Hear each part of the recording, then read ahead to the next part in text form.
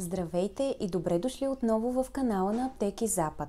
Аз съм Ралица и в това видео ще обхванем темата за стресът. Какво представлява, на какво се дължи и кой е най-ефективният начин да се справим с него.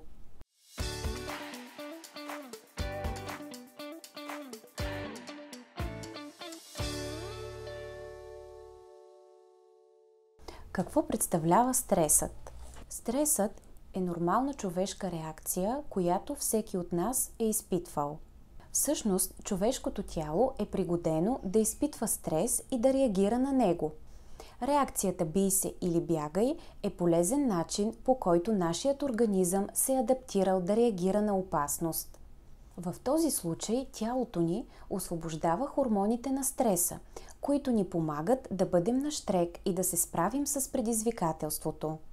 Стресът обаче се превръща в проблем, когато продължава прекалено дълго време или когато се чувствате претоварени или неспособни да се справите с дадената ситуация. Ако този момент настъпи, е дошло времето да предприемете някои стъпки, за да може да контролирате стреса и да се чувствате по-добре на работа и у дома. Какво се случва с тялото по време на стрес? По време на стрес вегетативната нервна система контролира сърдечния ритъм, дишането, зрението и помага на организма да се справи с стресовата ситуация. Когато човек е подложен на постоянен стрес, непрекъснатото активиране на реакцията бий се или бягай причинява износване на организма. Могат да се развият поведенчески, емоционални и физически симптоми. Някои от тези симптоми са чувство за неспособност да се справите с дадената ситуация, ускоряване на сърдечния ритъм, промени в ритъма на съня, промени в поведението, раздразнителност или гняв. Понякога могат да се появят и треперене и шум в ушите, както и стисната челюст и скърцане с зъби.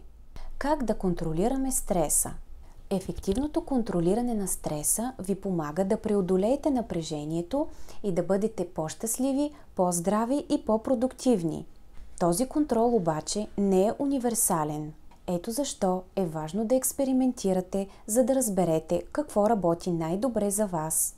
Следните съвети могат да ви помогнат.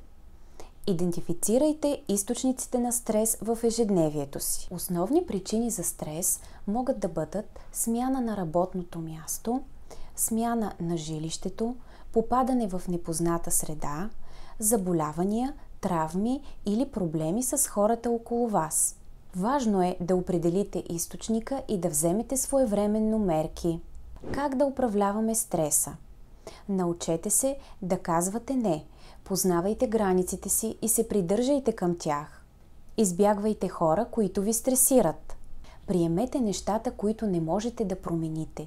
Някои източници на стрес са неизбежни. Научете се да прощавате. Приемете, че живеем в несъвършен свят и хората правят грешки. Движете се. Физическата активност е важно средство за облекчаване на стреса.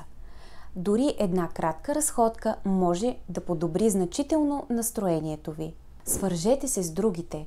Прекарвайте повече време с любим човек. Осигурете си спокоен сън. Сънят е важна част от доброто психично здраве и борбата с стреса.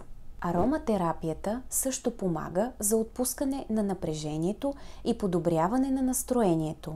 Някои от етеричните масла, използвани за намаляване на безпокойството, са градински чай, лавандула, иланг-иланг. Могат да се вдишват директно или да се добавят в топла вана или дифузер. Някои витамини и минерали също са много ефективни при нервно напрежение и стрес. Това са витамин С, магнезий, цинк, също и омега-масните киселини. Мелатонинът се препоръчва при безсъние, при хронична умора и както и при работа на смени, когато е нарушен естественият биологичен часовник. Билките, борещи се с стрес, нервно напрежение или тревожност, са валериана, лавандула, глок, мента, жълт кантарион. И използването им се препоръчва да се консултирате с вашия лекар, за да избегнете нежелани ефекти и взаимодействия. При бременност също се подхожда с повишено внимание. Малките промени в ежедневието, изкореняването на вредните навици и подреждането на вашите приоритети стоят в основата на справянето с стреса. Не забравяйте, че ако имате нужда от помощ, винаги може да разчитате на вашия лекар или фармацевт.